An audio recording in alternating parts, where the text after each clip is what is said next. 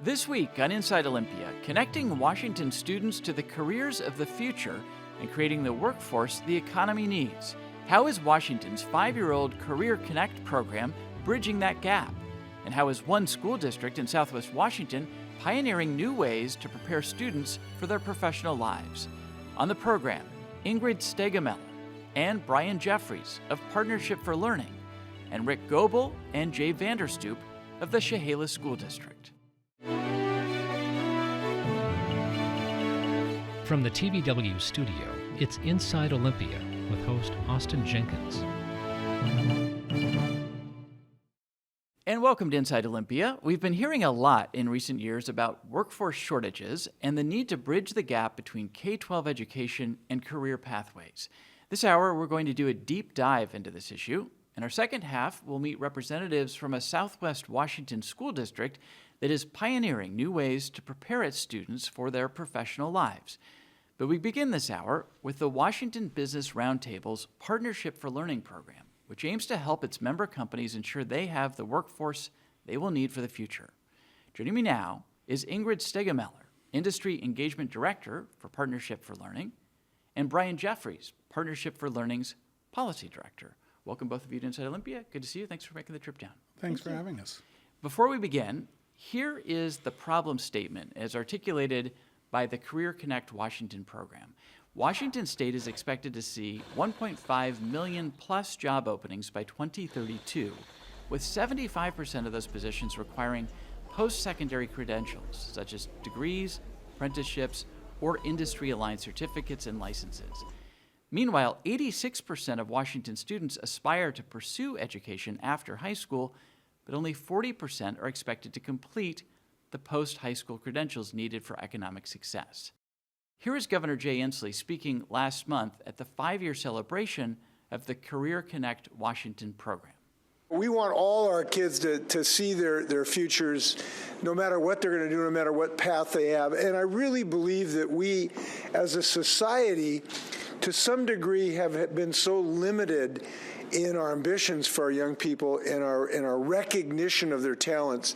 We've given kids one channel for success, and that was, a 4-year college degree. And 70% of our careers don't require that, actually. And we got 70% of our young people that we want them to connect with the dream that they have. The Washington Roundtable recently published a report titled Skill Up for Our Future. And here are some of the key findings. As I mentioned before, state job growth is projected to be 12.8% and as high as 16%, far above the projected national average of 2.8%. Washington will see an estimated 1.5 million plus job openings over the next decade, including approximately 640,000 openings for new jobs and 910,000 from retirements. 75% of projected job openings will require post-secondary credentials. Bachelor's and advanced degrees will be the highest in demand, necessary for 45% of job openings. This analysis identified 6 key industry clusters that will see concentrated growth: advanced computing and technology, construction and skilled trades, healthcare, education, business and management, and clean technology. But here's the catch. Washington faces a projected shortfall of nearly 600,000 credentialed workers over the decade, including 300,000 with bachelor's and advanced degrees, 67,000 with associate degrees, and 228,000 with certifications, apprenticeships, and other training credentials. And more than 250,000 adults with a high school diploma or less are at risk of being left out of the job market. Here are some recommendations from that report. It recommends launching an all-of-the-above effort to increase bachelor's degree production, promote high-value credentials at Washington's community and technical colleges, focus training and credential production on occupations of highest need, support employer-led training, and leverage K-12 education. The purpose of that is to set the table for this conversation that we're about to have. And I want to offer one more sort of data point or way of summing this up. And this is from a recent Seattle Times editorial. Only half of high school students enroll in college or job training programs after graduation. At one time, that might have worked, the Seattle Times editorial board wrote. Today, it portends a looming crisis for Washington's economy. So let me begin with you, Ingrid, and tell us a little bit about the Partnership for Learning, about your background, what brought you to this work, and how you're approaching this problem that we face, which is this gap between the need and the number of kids accelerating their education past and through high school so they can be ready for the workforce. But what is this organization, this nonprofit, and what brings you to this work? Well, Partnership for Learning is the education foundation of the Washington Roundtable. And the Washington Roundtable is an association of senior executives from our state's largest employers. And the Roundtable members started Partnership for Learning because they want Washington students to be ready for Washington jobs. And Partnership for Learning does a lot of communications work, partnership work, thought leadership work to help drive solutions to make sure that Washington students are, in fact, ready for Washington jobs. I am the Industry Engagement Director for the Roundtable, and a large part of that role is serving on the Career Connect Washington Initiative's leadership team. And as Industry Engagement Director, it's a brand new role for the effort, and my work is to help employers understand what career-connected learning is and how it can provide support for their talent pipelines and talent needs.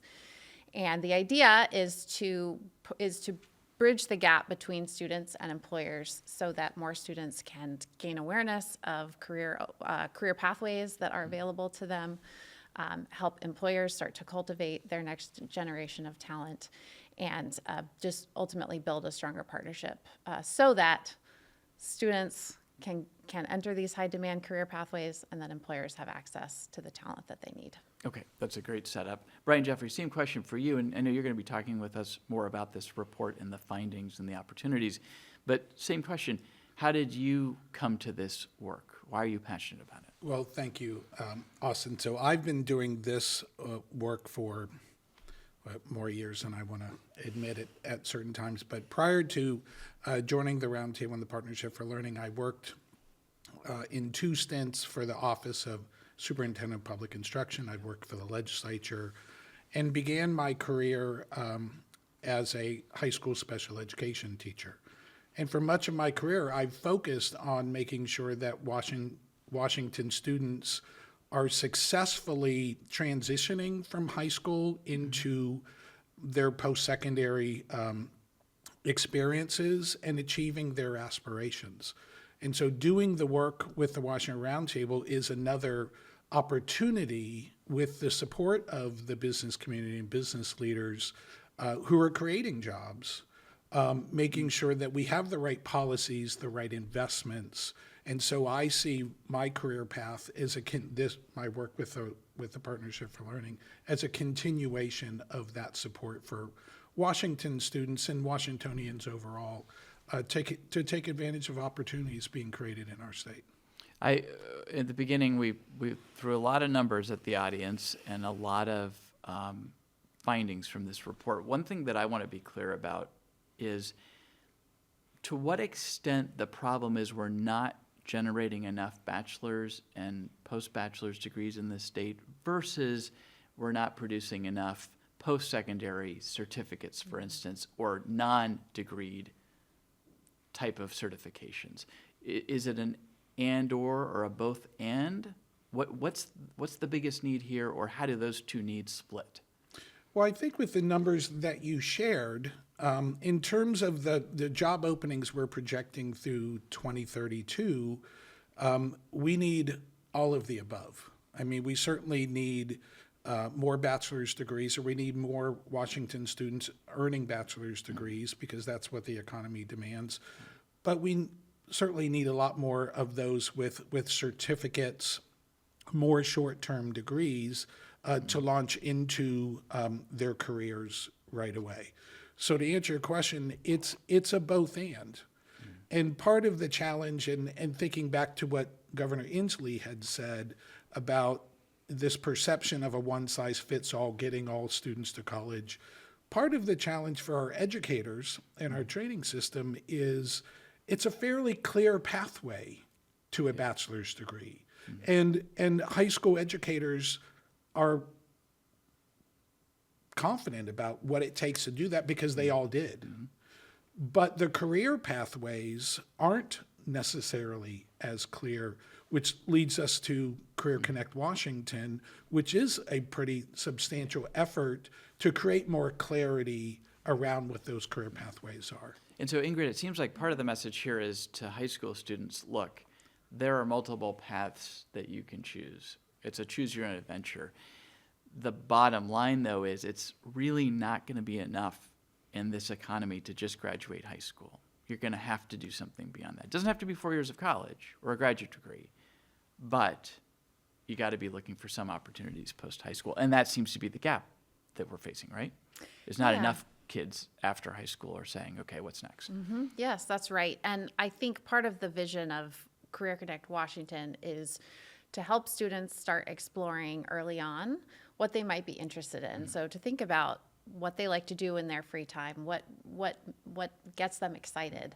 This can And- start all the way back in elementary school, just True. by Yep. exposing kids to Yep. career day or any number of sort of just getting them to start thinking this way, and certainly can accelerate in middle and high school. Exactly. So the idea is getting some of that exploration going in elementary, middle school can lead students to think, well, I'd love to do an internship as, in a hospital, for example, either nursing or hospital administration or whatever it might be. And then they can decide, well, I really like that. I want to do more of that. Or I didn't like that at all. I want to do something else. And for them to have the opportunity to do that exploration and start to figure out what path they do want to pursue. And CCW is also meant to help create some of those pathways so that students can do that exploration, get some further hands-on experience with an internship or a career and technical education, and then move into a career launch experience, which is paid work-based learning coupled with relevant academic classroom experience. So they're going through a progression of this exploration, preparation, launch into whatever credential pathway it is that aligns with their career aspirations, which they've done all this work to explore and determine.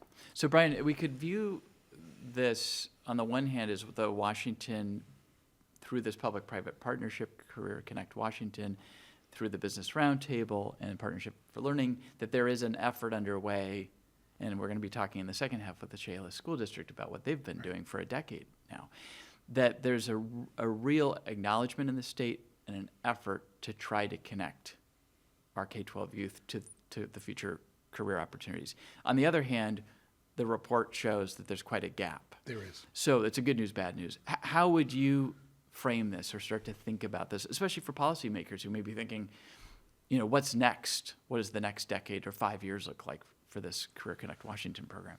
Right. Well, you said something that was very important, which is that to get a living wage career, the chances of achieving that with only a high school diploma is becoming less and less possible. You can get a job. You can get a job. But is it going to be a job that's going to help you exactly secure a future?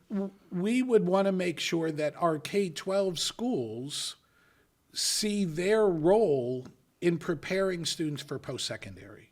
And so in terms of some policy initiatives that we have, and we reference this in the report, is that high school graduation requirements should be aligned to preparing all high school graduates to launch into and seamlessly transition into a post-secondary education and/or training environment. So the horizon line is not high school graduation. Right. It's always what's coming after that. Doesn't, again, have to be a 4-year degree or even a Right. 2-year degree, but what are you going to be doing after that Right. to continue your education? Yeah, and right now, I can't recall if you mentioned this in your opening remarks, but our board set in 2016 a goal for the state that 70% of Washington high school students would earn some kind of post-secondary credential by age 26. And when we project for the high school class of 2021, only 40% Right. of those students will earn that. So And we that's do the have- gap. That's the gap to be filled. And given all the opportunity, 1.5 million jobs, new jobs over the next, through 2032. And that's part of the good news here. Washington State Right. is projected to generate jobs at a much higher clip than Right. the national average. So there's opportunity here in Washington. And our members of the Washington Roundtable want to make sure that, as Ingrid mentioned, that these opportunities are going to Washingtonians. But if they don't go to Washingtonians, our state does import a number of credentialed workers, and that will need to continue for our businesses and our economy to meet those job projections. Ingrid, what is when you look to the future here and see opportunities to continue and perhaps accelerate this work, especially working with employers? So on the one hand, school districts, Brian was saying school districts need to be thinking about preparing students for the post-secondary environment. What do employers need to be doing more of? Because it would seem like they're the ones in need. Do you think they'd be right there on the cusp of this and the tip of the spear? But are you having to kind of inform them about this looming gap? I think this is a little bit of a paradigm shift in terms of the way education and employers engage together. I think there are a lot of opportunities for employers to engage. One opportunity, I think, is that employers really know the skills that they need. They know the talent that they're looking, those positions they're looking to fill. And they can share that expertise with the education community. There's a great partnership. One example of the work that the Career Connect Washington Initiative has supported is a collaboration between the Fred Hutch Cancer Center and Shoreline Community College. And just to illustrate my point, the community college knows how to build a class, and Fred Hutch knows the skills that they're looking for out of a lab tech. So they work together where the experts at Fred Hutch said, these are the things that we need our lab techs to know, and Shoreline said, great, we'll build our curriculum around that. So that's one way that I think employers can lead and contribute. They can also, at a deeper level, continue to inform that curriculum so that students are learning, the next generation of talent is learning the skills that employers actually need. And they can also provide that work-based learning experience. Having the next generation of talent in your building, actually learning the culture of your company, learning the specific equipment, is a great way to prepare the workers that you need. So I think it's asking new activities out of employers, and so I think there's some amount of support, and the Career Connect Washington Initiative is working to help ensure that employers can participate and lead. But I think those are a couple of ways that employers can participate and lead in this work. So we've been focusing a lot on how to get students leaving high school to think about post-secondary training opportunities. I want to go back, though, Brian, to this college pipeline issue. 45% of the jobs of the future will require bachelor and advanced degrees, yet we know college attendance is declining across the board. What is the plan, what's the strategy to increase the number of Washington students who do go on to pursue four-year degrees? Because that's also needed, clearly. Yeah, I think we have a challenge in this state, and we're not unique in that there's been an erosion among the general public, and I think that falls to families and students as well, regarding the value of a bachelor's degree. And I think that, unfortunately, that's misinformation. And so I think it really begins the idea that it's not worth the cost, not worth the price of admission. And the time and effort that it takes to do that. So I think part of where it begins is we want to communicate, our members want to communicate to students that there is value, that there are opportunities, and that they should pursue them. And that's why we're communicating this 45% of these new jobs will require a bachelor's degree. Would that translate, again, I keep using the same term over and over again, that there's opportunity. So we need to begin with that at first, so students know that they should be pursuing these and take advantage of programs at our colleges and universities to take advantage of those. And then we need to make sure that the legislature is investing in our colleges and universities so they can create the enrollment slots, they can create the programs that get students to and through their universities with their bachelor's degrees and other advanced degrees. Could I add Yeah. one thing to that? So the idea with this career-connected learning continuum is so that when students do pursue a four-year degree, it's related to work that they've already done to explore their career aspirations, so that when they're pursuing a four-year degree, they know it's tied to a particular career pathway that they're interested in. So I think that's one of the pieces of value of this career-connected learning system that Washington is building, is that it helps students make that four-year degree really relevant to what it is that they want to do. I know there's, Future. if we just step back and look big picture, that marrying what students are doing in school with the jobs and careers of the future, I mean, it makes a lot of sense. But there is also sort of a deeper, broader reason for going to school, both K through 12, and then if you're doing four-year college, which is to learn about the world, to explore your interests, and to encounter things that you didn't even know might interest you, and to not choose a particular pathway necessarily when you're very young. And so how do you balance sort of the historical, broader purpose of education, sort of this steeping yourself, right?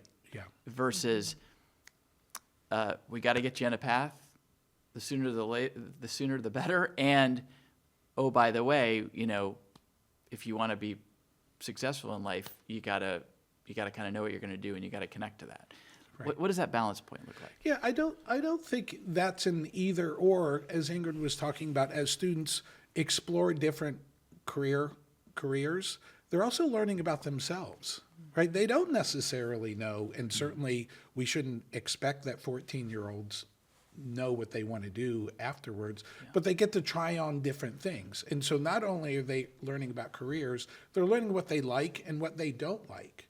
And so both of those, we can achieve both of those outcomes at the same time. And so as students progress through career opportunities or educational opportunities more broadly, we're hoping that they are also learning about themselves, and so really getting clear about what their own value systems are, and about how to achieve their own dreams and aspirations.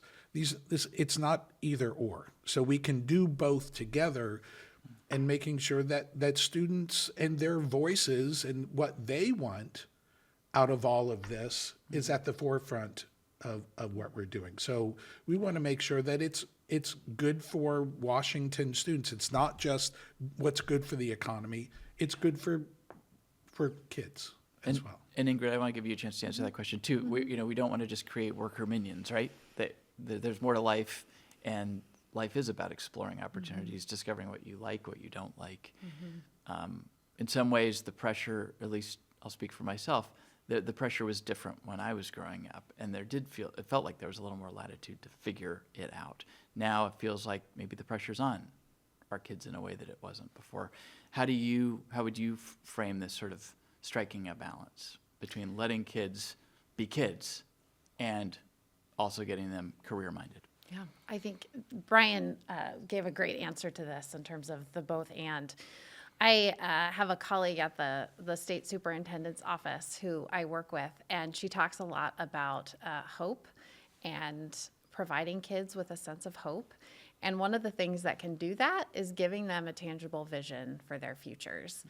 And so it's about, exactly as Brian said, what is it that lights up a kid's eyes? What is it that really gets them excited about whether it's a hobby or a class or an after-school activity, finding those opportunities that really spark a kid's imagination and excitement, I think are really valuable. And that can happen through a career fair and getting to work with a particular machine that a kid is discovering for the first time, or engaging with a professional who has a job that a student thinks is really cool. So I think there's a lot of opportunity to give young students, the latitude to explore and test and play with these career opportunities, and help them, as Brian said, learn about themselves and what drives them as part of this process. One thing that strikes me is that there's all of the visible occupations and professions that we see because they're outward facing, and the first thing most kids want to do is be a police officer or a firefighter or whatever, because they see it, right? But there's all of these invisible careers that can be very interesting, can be very remunerative, but if you don't know, you don't know, right? What do engineers do behind the scenes? If you can't see it, you don't know. And so it seems like giving visibility to those invisible opportunities, behind the scenes opportunities that kids might not get to see just in their day-to-day lives.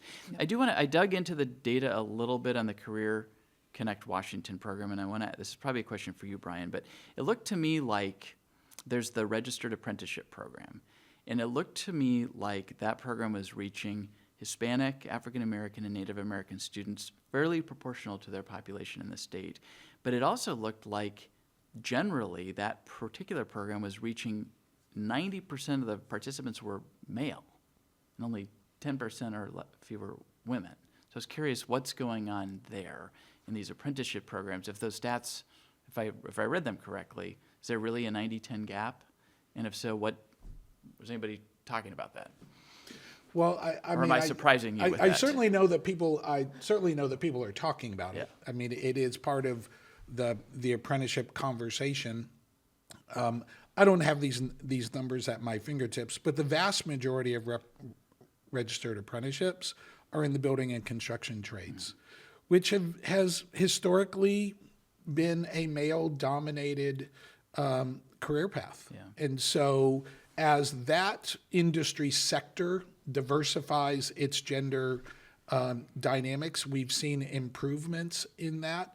I think as Career Connect Washington and the state as a whole starts exploring registered apprenticeships in healthcare and in education and in other fields, we may see some dynamics, but I do know that our partners in the labor community and the apprenticeship training community certainly are well aware of the gender disparities overall, to the point, the 90%, and certainly within building and construction trades. Are there opportunities to build out apprenticeships in other fields besides building and construction trades?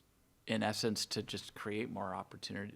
Okay, maybe you're not interested in an apprenticeship over here, but hey, there's this different offering that might appeal more broadly. Is there any talk about that? Yeah, I could speak a little bit to that. So Washington State has a decades-long successful history with registered apprenticeship, and is really a national leader in the model. And whether an occupation is apprenticeable depends on how much training is required. So, for example, there is the first veterinary technician apprenticeship in the country is being developed. Yeah, it was actually just approved recently. I've heard about this. Yeah, in Central Washington. In Wenatchee. Yeah. And they determined that this vet clinic. Because typically you would go to school for that. Yeah, you would go to a 4-year university for that. And but there's a huge shortage of vet techs. There's a huge shortage of vet techs, and there are no education institutions within like a 2-hour driving distance of this vet clinic. So they decided we're going to do it ourselves. And they built, I believe it's a 3-year apprenticeship for veterinary technicians that they've just started. So I think in Washington State, there are opportunities to build out apprenticeship in new occupations. The state is also a leader, as I mentioned. So a lot of the apprenticeable occupations, there's a lot of history and developed programs already. But there are definitely opportunities to explore new apprenticeship. So in the couple minutes we have left, let's think to the future. We're coming into a new legislative session, perhaps tight budget times. This sort of stark gap that we've established exists, and so the need to sort of double down here. What would each of you say about kind of the imperative for, if the Career Connects Washington program is 5 years old now, for the next 5 years? What's it going to take from a public policy standpoint, a budgetary standpoint, and sort of an all-in standpoint? And I'll start with you, Ingrid. Sure. What do we need to do here? Well, my role is focused on industry engagement, and so I'm thinking a lot about how do we make these career-connected learning programs valuable for employers? How do we make these programs a win-win, both for students and businesses in Washington State?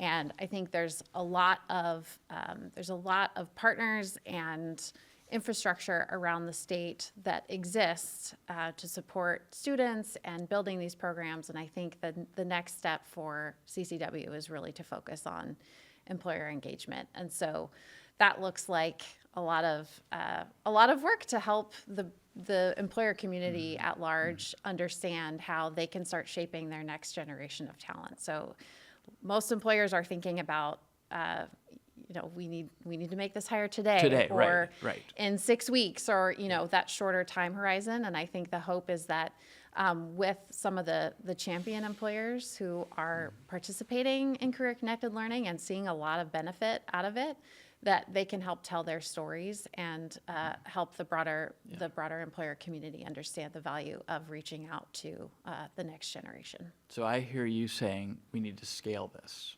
Yes. Scale it up. Yep. Okay. Brian, what would you say? So I think looking out over the next 5 years, I think we need a culture shift within our colleges and universities, including our community and technical colleges, as well as our bachelor's degree. Getting into and through college has been about clearing hurdles to a large extent. I think we need to eliminate those hurdles for a multitude of students.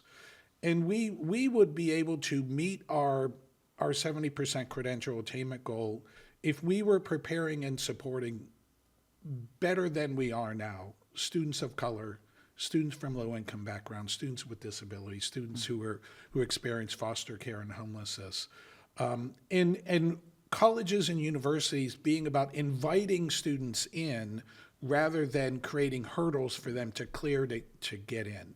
And so we will be pursuing with our college and university partners, and as well as our labor partners, guaranteed admissions policies. One big thing we haven't talked about is the generosity of our state's financial aid program, primarily the Washington College Grant. We have too many of our citizens who are completely unaware, and students and families and high school counselors who are unaware of that. We need to do a better job, all of us, about communicating the benefits of the college grant and other state financial aid, so students know if they're concerned about debt, if that's their biggest concern about enrolling in college. Our legislature's done a great job in trying to eliminate that debt for There's tens of thousands money on the table available. Right, and it is being left on the table for too many. So again, we want to invite students to enroll in college and universities and apprenticeship training program, and make sure that we have their backs and there's a financial backstop for them to be able to do so. Okay. I am going to have to stop you both there, Brian Jeffries and Ingrid Stegemoeller from the Partnership for Learning. Thank you both for being here. Thank you, Kicking off Austin. this It's our conversation. pleasure. Yes. Yeah, good to talk with you both. When we return, how is one Southwest Washington School District leaning into career-connected learning? We'll find out right after this. Our leaders were very hesitant when we started this, and now I watch them and they celebrate it. They are very proud of what we've accomplished, and that model is not talked about just in Washington State. This is talked about nationally, and that, to me, that's what makes me most proud. We learned to work together. We learned to listen to each other, and we learned respect and how to seek solutions.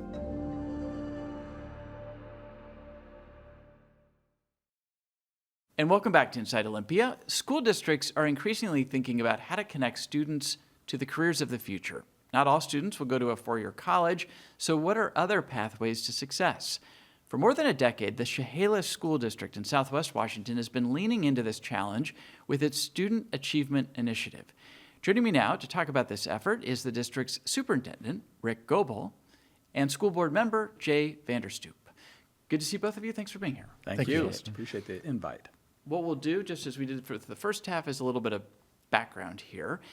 The Chehalis School District has set a goal of ensuring that a decade from now, 75% of high school graduates earn the credentials they need to participate in the workforce by the age of 26. One of the ways the district is working to achieve this goal is by creating a new career and technical education programs that meet the needs of future employers. The program has been praised by the executive director of the Washington Student Achievement Council as one of the most comprehensive and thoughtful efforts in the nation to support students as they move toward college and careers. And Steve Mullen, president of the Washington Roundtable, said, "There is no more impressive college preparation story in public education in this state today." So with that bountiful praise, let's start at the beginning and of how this started. Why Chehalis? What is it about your community? What was it 10 years ago that was identified? You know, as we were talking before we started the interview, I mentioned that, this isn't Central Puget Sound. This is not the tech hub. The economy is more challenging in Lewis County. So, Jay Vander, what prompted this a decade ago?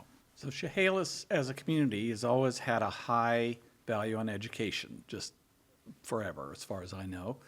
But about 20 years ago, some people contributed to start what became a molecular genetics program in Chehalis, and kids immediately started making scientific discoveries, and that program took off. And that led to STEM, robotics program, scanning electron microscope was given to the Chehalis School District. And kids started doing things in science that were like beyond what anybody had seen before. And that really started raising the vision that, wow, we can do extraordinary things, even though, as you say, it's a small town in a rural area. And that led to, as you say, 10 years ago, the district saying, all right, but what about all the other students who aren't in STEM classes? Yeah. And that brought in some people contributed to bring in some expertise to say, all right, what would it take for this school district to go from 20 or 30% of our kids getting a credential past high school up to 60% by the class of 2022? So that's where the effort you're focusing on here today really began. That original goal was 60%. You have one high school, WF West High School. The original goal was that 60% of those graduates earn a post-secondary credential by 2022. It is now projected that 65% of recent graduates will earn some type of living wage credential within 8 years of their high school graduation. That's a large increase over 2014 when it was approximately 30%. We'll talk in a minute about the new goal. But as the superintendent of this district, what do you think is going on here? Why are you able to chart that kind of success? And in fact, it looks like overshoot your goal. I think for me, I've been working in the district for 10 years now, and I'm not native to Chehalis, but I am Lewis County, and I would say the thing that sets Chehalis apart is family. It's like one giant family. People really care about each other. There's the community support in Chehalis is like no other I've ever seen, ever worked with. And I think from that, having, our alumni coming back and giving back to the school and to the community, that's really what makes it all happen, makes it possible. So the new goal is 75% of graduates achieving this, some sort of post-secondary degree, certificate, whatever it is, by 2035. In the first half, we were talking about getting buy-in from employers, building the pipeline, kind of creating the ecosystem. You're working in a smaller community. Can you talk a little bit about the engagement from local employers, people from this community who've left and gone on to do big things, who've come back? How are you creating kind of an ecosystem where there's full buy-in and participation on the employer end, and then also on the student and then we got to talk about the school staff and faculty too, right? What does that look like? One of you want to take a shot at that?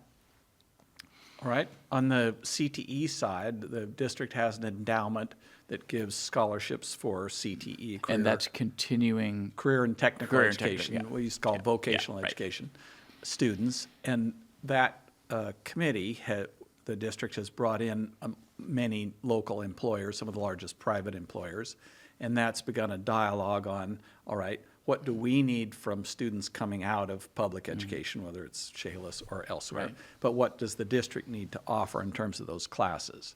And that has definitely informed what the district offers in the CTE program. What would you say, Superintendent, about sort of the building an ecosystem where there's buy-in, right? Because, and it would seem three legs of the stool. You need the employer community engaged, you need your faculty and staff to be engaged, and you need the students to be engaged.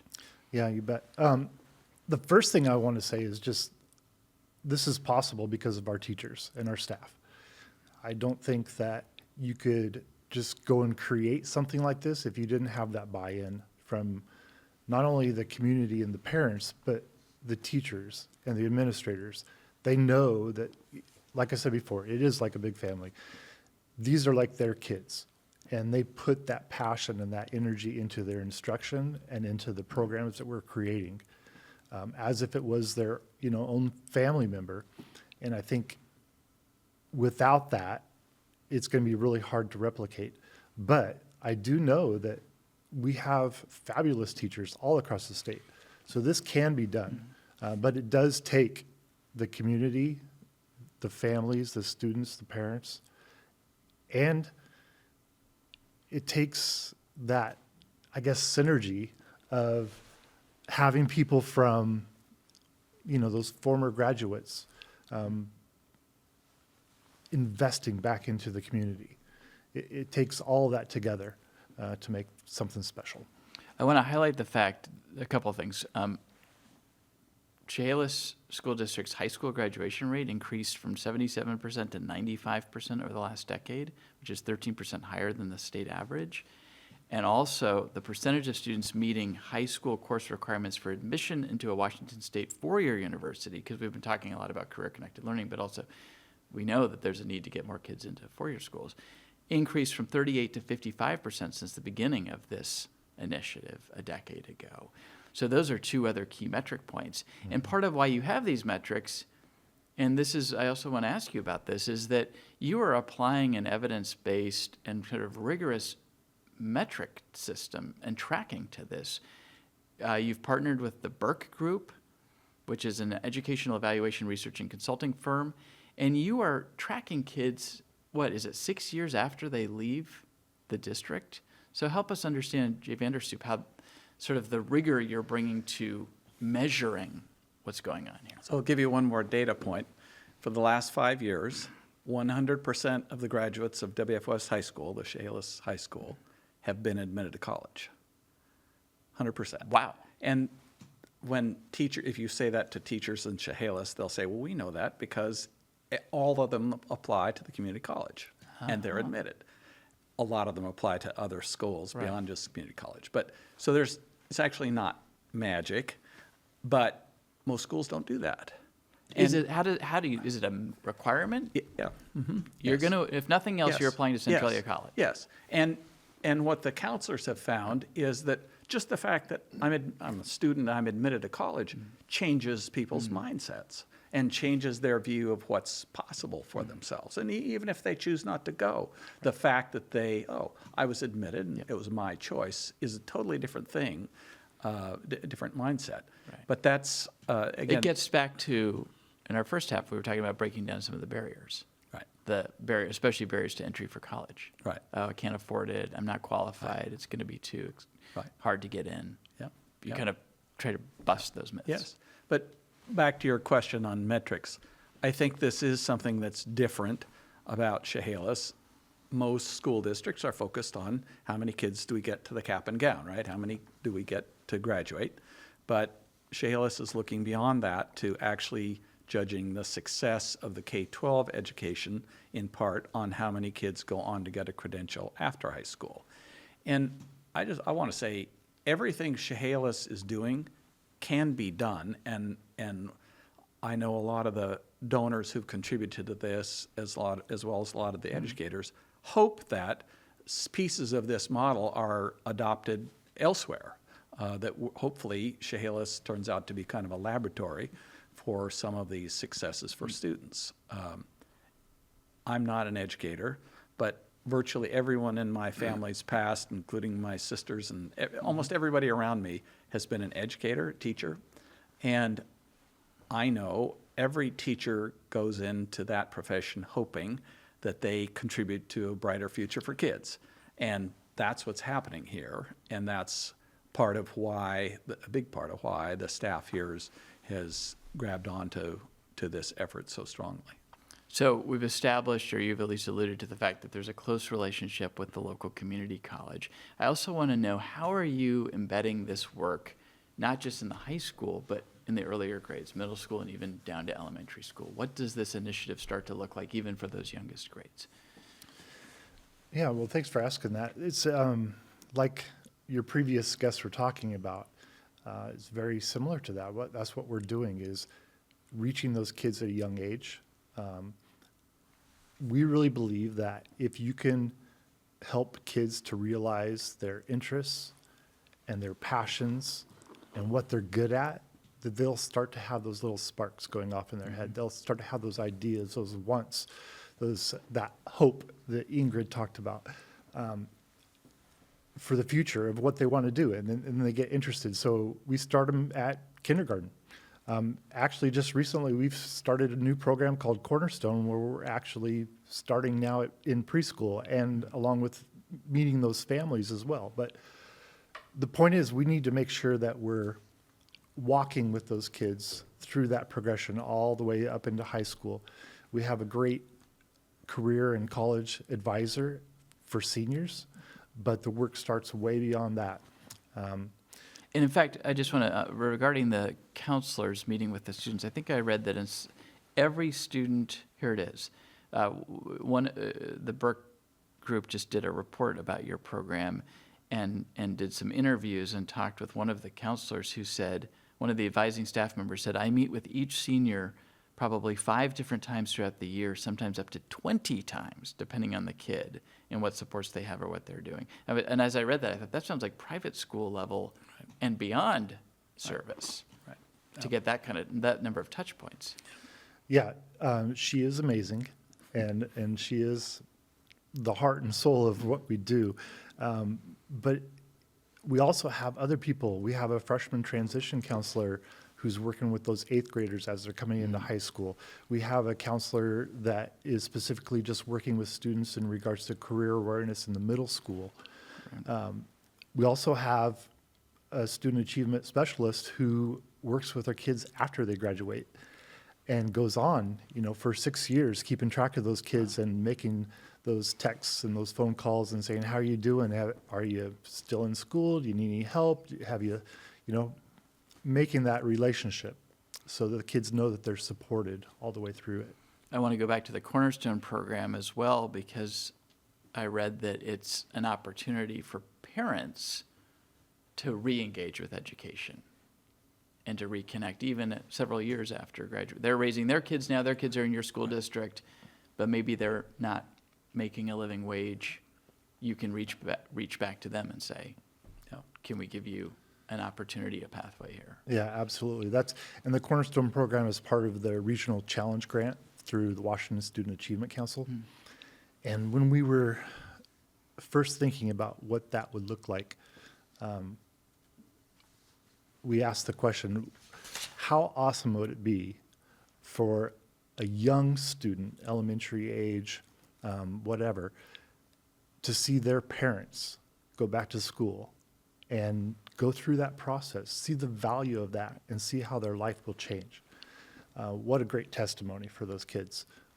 Again, getting back to that hope. We all know that life comes at us in all kinds of different directions, and for whatever circumstances, maybe that parent didn't have that opportunity to do what they really wanted to do. The now they message do. is it's never too late. That's right. Yeah. Let me just pop up on the screen here. We'll kind of pull all these metrics together that we've been talking about in one graph from this recent report from the Burke group. Again, and I'll just run through these quickly. This is comparing 2013, when this program really got underway or started, to 2023. And the increase in student achievement in terms of living wage credential expected, jumping from 30% up to 65%, the graduation rate jumping to 95%, four-year college eligibility, now up over 50%. Centralia College enrollment, you mentioned everybody gets in, 72% are enrolling.